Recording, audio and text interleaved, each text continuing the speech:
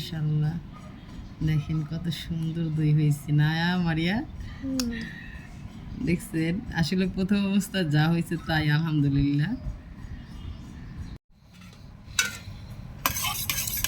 তো আমরা ওই দিন যে দই মেকারটা কিনছিলাম, তো সেই দই মেকার দিয়ে আজকে দই বানাবো। তো আমি কিন্তু কোনো রেসিপি ফলো করি নাই, আমি আমার মতো করে বানাইতেছি, দেখি যে কি অবস্থা। তো প্রথমে একটু ঘরে একটু টক দই বানাইছিলাম, কিন্তু সেই টক দইটা হয়েছে গিয়া ভালো হয় নাই। মানে লেবু দিয়ে বানাইছিলাম, তো আমি ওই যে আমরা যেমন সচরাচর রোস্টে মোস্টে ব্যবহার করি এরকম। এখন এই যে কাজ হয় না, পরে আবার এই যে আড়ঙের টক দইটা কিনে আনলাম ইয়ামিনডে দিয়া। তো এখন এটা ইউজ করছি, এখন একটু ফেটা নিলাম ভালো করে, অনেকখানি কিনতে দিচ্ছি। এখন এটা সরাই রাখি আর দেখি কি অবস্থা।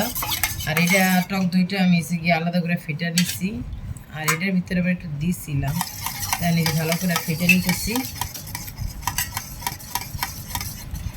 এখন ফেটা হয়ে গেছে, যাই হোক দুধগুলা ঢাইলা দিয়ে এটার ভিতরে।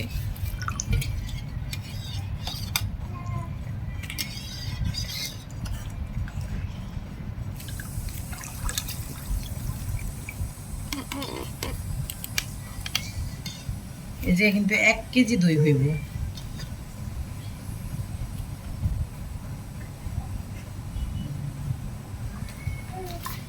তো এখন এই দইটা হয়েছে গিয়ে আমি স্ট্যান্ডে বসায়া, মানে দই মেকারে বসায়া সারা রাতের জন্য রাইখা দিব। মানে 7-8 ঘন্টা লাগবে আর কি।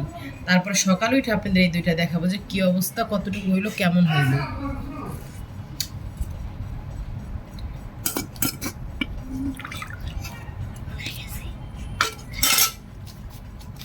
দই বানানোর জন্য রেডি করছি। তো আমাদের এটা মিষ্টি দই বানানোর জন্য রেডি করছি, বাকিটা সকালে দেখবেন। তো এই যে আমাদের দইটা এখন আমরা বসায় দিছি সারা রাতের জন্য, একটু বেশি হয়ে গেছে। ঢাকনা দিয়ে দিলাম, আর এই যে উপরের ঢাকনাটা দিয়ে দিলাম, এখন লাইনে দিয়ে দিব।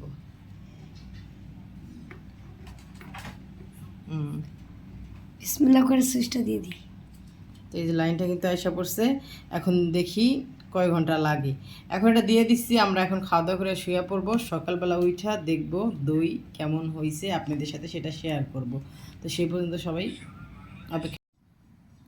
তো এই তো গতকালকে রাত্রে যে দইটা পাচ্ছিলাম, কতটুকু কেমন হয়েছে এই যে দেখেন ফাইনাল লুক। এখন কাইটা দেখাই। আমি আবার ফ্রিজে রেখে দিয়েছিলাম, যেহেতু রাতভর হয়েছে, আমি ভোরের দিকে, ভোর বলতে 7-8টার দিকে ফ্রিজে রেখে দিয়েছিলাম নর্মালে। ও মাশাআল্লাহ, দেখেন কত সুন্দর দই হয়েছে না মারিয়া? দেখছেন, আসলে প্রথম অবস্থা যা হয়েছে তাই আলহামদুলিল্লাহ।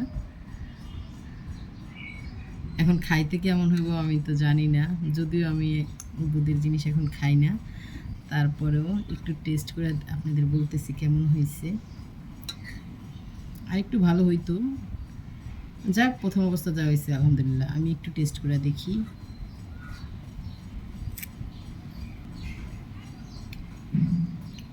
অনেক মজা হয়েছে মারিয়া,